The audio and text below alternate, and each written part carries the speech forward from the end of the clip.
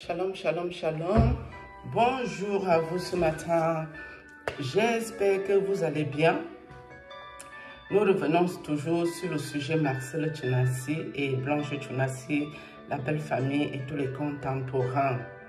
Moi, quand j'entends les informations, j'écoute bien et puis j'essaie de voir clair dans l'affaire à mon niveau, avec ma petite intelligence. Donc du coup, Mamou est sorti hier pour dire comme quoi non, les enfants ne sont pas directement partis en Turquie avec la maman. Ils se sont arrêtés en Belgique. Mamou, il faut nous prendre au sérieux. Ce n'est pas les gens bêtes qui t'écoutent, c'est des personnes intelligentes. Donc depuis que tu communiques avec la famille Mamou, internationale officielle, TV là, depuis que tu communiques avec la famille de Blanche, et ne savaient pas que leur fille n'est pas allée directement en Turquie. Ils ne savaient pas que leur fille est passée par la Belgique. Toi, tu prends une vidéo que nous, on a déjà écoutée, qu'on n'a pas pris au sérieux, de la femme qui dit qu'on l'appelle la grande dame, qui vient dire que Blanche est passée par la Belgique avant de se retrouver en Turquie. Elle a laissé les enfants en Belgique. Ça ne fait vraiment pas sérieux ce que vous faites. Ça ne fait pas du tout sérieux. Parce que j'estime que vous nous dites ici que Blanche se confie beaucoup à sa maman. La logique veut que si maman discute avec la famille de Blanche, elle doit avoir les informations de sources sûres. C'est-à-dire, elle ne doit pas avoir les informations qui passent dans les réseaux sociaux. Qu'est-ce qui prouve que ce que la dame raconte, soit disant c'est la famille, elle dit la vérité. Et si même c'est que Blanche était passée par la Belgique, mais d'entrée de jeu, sa famille doit le savoir. On n'a pas besoin de la cousine qui vient intervenir dans les panels. Ou c'est la cousine, c'est quoi? Elle dit qu'elle est un membre de leur famille. Donc ça veut dire que Blanche se confie à sa maman. Mais quand elle partait en Turquie, en passant par Belgique, elle n'a pas tout dit à sa maman. Les amis, est-ce que ça a un sens? Non, même pour l'investigation que nous faisons au quartier, ça là, pour vous qui avez un cerveau, est-ce que ça a un sens? Moi là, si je sors de chez moi, dans ma maison, tout le monde sait où je vais. Elle a appelé sa grande soeur qui allait jusque l'aéroport. Sa grande soeur n'a jamais dit ici, depuis le début qu'on est là, que sa soeur passait par Belgique pour aller en Turquie. Elle a juste dit que sa soeur partait en vacances en Turquie avec les enfants et qu'elle avait dit qu'elle revenait vers le mois d'août. C'est ce que la grande soeur a dit, la base, au début. Mais vous êtes même dans quoi? Quelqu'un qui est décédé, ça fait 1 an. Quand vous venez dans les réseaux sociaux, c'est que vous avez fait des recherches. Vous avez vu qu'il y a un problème et vous venez avec le dossier croustillant et lourd où il y a des choses cohérentes. Vous ne pouvez quand même pas venir vous asseoir dans les réseaux sociaux, prendre les affabulations des débiles mentaux par-ci, par-là et mettre encore dans le dossier. Je parle ici à la belle famille de Marcel Tchounassi. Ça ne fait pas du tout sérieux. Et je vous ai dit, quand j'ai ma petite idée en tête qui tourne, c'est que c'est là-bas qu'il y a la vérité. Moi, je vais vous dire ce que je pense depuis un certain temps. Je pense que la belle famille de Marcelo a décidé de venir le salir, de le détruire, de détruire son ministère. Ça, c'est mon idée personnelle et ça n'engage que moi. Oui. Pourquoi ils ont décidé ça? Peut-être parce que Marcelo lui manque le respect, parce que Marcelo est reparti se remarier, parce que Marcelo ne veut plus trop qu'ils aillent à son église ni à sa maison, parce que Marcelo ne veut pas leur donner la somme d'argent qu'ils attendent de ces choses-là. À partir de là, c'est un peu normal qu'ils vont vouloir le détruire publiquement. Et ça s'appelle la confusion dans le camp adverse. Et le camp adverse ici, c'est qui? C'est Marcel Tchounassi, sa belle famille. C'est eux, le camp adverse. Donc nous qui cherchons Dieu, réellement, c'est eux nos ennemis, où Dieu a envoyé la confusion. Ils viennent en public se ridiculiser, raconter des versions en tas, raconter tout et n'importe quoi. D'accord? Maman dit que Made d'Istanbul, vous portez plainte. et ça l'arrange. Maman, comment ça? Est-ce que Maire d'Istanbul a dit qu'ils veulent porter plainte contre Marcelo Tunasi? Non, ils n'ont pas dit contre qui ils voulaient porter plainte. Ils ont dit que leur nom est salé dans les réseaux sociaux et vont déposer une plainte pour salissure. Mais jusqu'ici, nous ne savons pas si Maman Blanche Tunasi a perdu sa vie à Maître Istanbul. Sauf si Marcel aussi, quelqu'un de stupide et bête, hein, qu'il a pris le nom d'un hôpital, venait mettre dans un certificat de décès, envoyer ça à sa belle famille. Et pourtant, il y avait déjà beaucoup de couacs et de cris beaucoup entre eux. Ils ne se doutaient pas qu'ils pouvaient ramener ça en public pour que cet hôpital soit sali. Mais pour l'instant, Maître d'Istanbul Mamou n'a pas dit à qui ils veulent porter plainte. Même si Maître d'Istanbul porte plainte, ils n'ont toujours pas le droit de révéler le dossier médical de Blanche si Blanche était chez eux. Par contre, si Blanche était chez eux et que leur nom se retrouve salé dans les réseaux sociaux, ils sont libres de porter plainte à ceux qui prennent leur hôpital pour salir leur nom. Ça veut dire que si le dossier de Blanche est réellement là-bas et que vous vous amusez à faire les vidéos pour salir leur nom, ils sont libres de vous porter plainte. Et ils ne sont pas obligés de vous donner des informations concernant Blanche Tunasi. Je ne sais pas, nous sommes dans quelle jungle ici, où quand tu crois que les gens sont intelligents, tu te rends vite compte qu'il y a aussi un problème, ça va pas ce truc. Moi, je vous ai dit ma petite idée. Parce que quand quelque chose tourne beaucoup, je vous ai dit, Dieu me parle tantôt d'une manière, tantôt d'une autre. Parfois sur les sujets que à la base, ça ne m'intéresse pas, je n'ai pas envie d'en parler, ça ne me concerne pas et je m'en fiche. Mais Dieu va me diriger là-bas. Et je vais commencer à parler plus qu'il n'en faut. Donc moi, j'ai ma petite idée que je viens de dire là. Il faut bien revoir la belle famille là. Par contre, que la belle famille vienne en public détruire Marcelo Tunasi, ça c'est toujours le plan de Dieu. Parce que même Marcelo ne nous sert à rien. Il perd les âmes.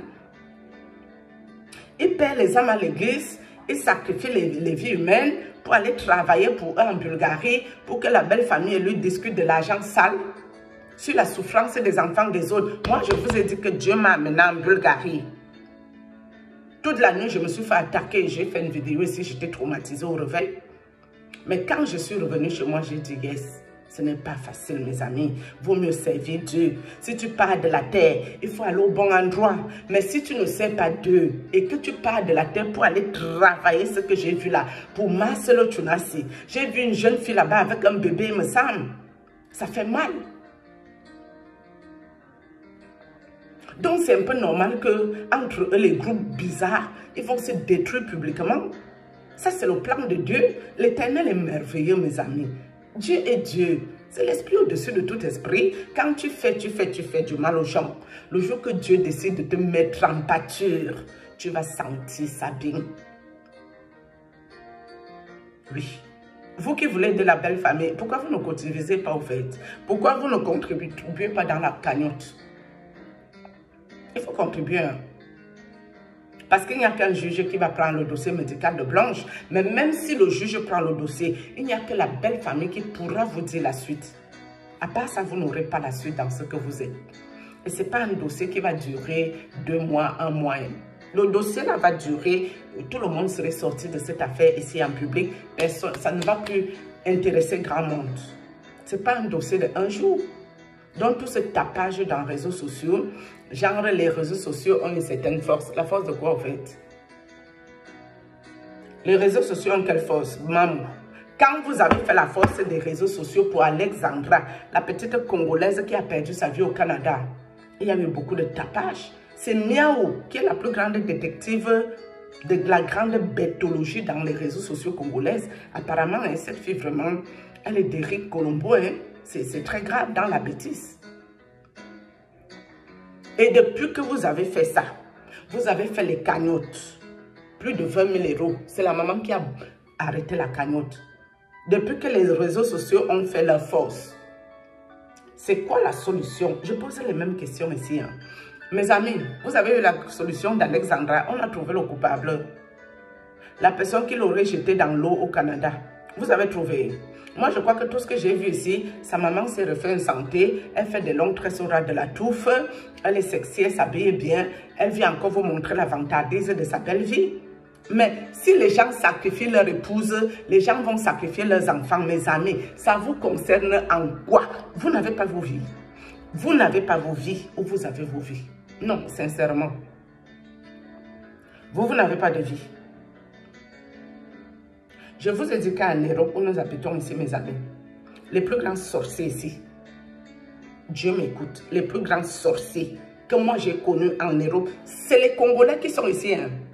Je prends un exemple bête, si j'ai connu 5 Congolais, 4 c'est des sorciers. Si tu as la capacité de voir quand tu te couches, tu vas voir les gens là venir t'attaquer. Spirituellement, même les problèmes de mes combats que je vous dis, c'est une fille congolaise qui m'a aidé parce qu'elle a 10 000 yeux. Elle te regarde, elle sait si tu as un problème maléfique, que ta famille a mis un truc sur toi pour que tout le monde t'attaque. Mais dans toute cette sorcellerie que vous faites, vous n'avez pas vu que Blanche allait être dans les problèmes. Vous n'avez rien vu en avance. C'est maintenant que quelqu'un est décédé, vous venez faire la justice de je ne sais pas quoi. Qu'est-ce? La maman de Blanche qui prie énormément, elle n'est pas au courant que sa fille est passée par Belgique avant d'aller en Turquie. Ça, elle n'est pas au courant, cette maman. Ah bon? Comment ça se fait? Et depuis le temps qu'elle priait, ils ont tellement intercédé. Mais malgré toutes les intercessions, sa fille a quand même perdu la fille. Elle ne se dit pas que c'est la volonté de Dieu. Quand tu pries réellement, c'est la volonté de Dieu. Que la volonté de Dieu soit faite. Que la volonté de Dieu soit faite. Si même les sorciers ont tué sa fille, si même sa fille allait se faire chirurgie, si même sa fille a même été caca, étranglée dans un coin de la rue, quand tu pries, tu sais que c'était le destin de Dieu. Ou bien, c'est moi qui parle mal. Ils sont là en train de vous voler votre énergie, mes amis. Vous qui parlez bêtement dans le dossier de Marcelo Sissi. Ils vous pompent l'énergie, ces gens-là. Ah oui, oui, oui. Ils sont en train de vous voler votre énergie. Quand vous finissez de parler le faux dossier ici, allez prier pour récupérer votre énergie. Qu'ils ne vous prennent pas votre énergie. Protégez-vous. Avant de venir parler les affaires. Il y a d'autres dedans, on dirait c'est seulement pour se faire voir, pour se vanter de leur belle vie, en prenant l'exemple de Blanche, en prenant les exemples bizarres. C'est pour venir raconter leur vie. Il y a aussi le groupe là, la qualité là dans le dossier de Marcel aussi. Mes amis, quand vous écoutez les gens, ouvrez vos oreilles spirituelles et parfois vos yeux spirituels. Si vous avez la capacité même de voir, vous verrez clair dans l'affaire. Moi, cette nuit, j'ai prié à Dieu qui me montre encore quelque chose dans l'affaire de Blanche et Marcelo. Dieu ne m'a rien montré. J'ai dormi, je n'ai même pas fait un songe. Parce que Dieu s'est dit qu'il m'a déjà montré le plus important. Il y a le pompage d'énergie là-bas. Il y a l'impureté, l'impudicité, l'obscénité dans ces églises de merde là. Et il y a les sacrifices humains qui travaillent pour ces gens-là. Moi, je vous ai déjà tout dit ici. Il y a ça dans cette église. Et dans ces couples bizarres. Et sachez que si on dit que Marcel est en couple avec un homme, ça veut dire que son épouse doit être aussi en couple avec une femme. Et dans cette brouillabaisse, ce mélange de spiritualité, ils font toujours genre, ils sont en couple parfait devant vos yeux. Alors qu'ils sont en train de vivre leur vie, que le diable leur impose. Mes amis, le diable est méchant pour manger son argent. Il va t'humilier, il va te ridiculiser. Tant mieux même qu'on dit que Marcelo savait qu'un homme qu'il est. Parce que certains dans le diable occulte, c'est les animaux qu'ils vont s'accoupler avec. Hein, les animaux. Ils ne peuvent pas m'aimer. Et moi, je ne cherche pas votre amour, vous les sorciers ou les occultistes là. Moi, je ne vous aime pas, vous ne m'aimez pas. Sauf que s'il y a la vérité de Dieu à dire, je préfère perdre ma vie parce que j'ai dit une vérité que perdre ma vie parce que je suis allé prendre les parties des êtres humains. Vous ne me servez à rien. Vous n'allez pas m'amener au paradis. Vous n'allez pas m'amener en enfer. C'est moi-même, selon mon comportement, que j'irai où Dieu va me positionner. Et sachez une chose, mes amis, quand vous priez là, ou que vous êtes déjà à une certaine dimension spirituelle, si vous essayez de glisser, Dieu va vous frapper plus que quelqu'un qui est dans le monde. Shalom.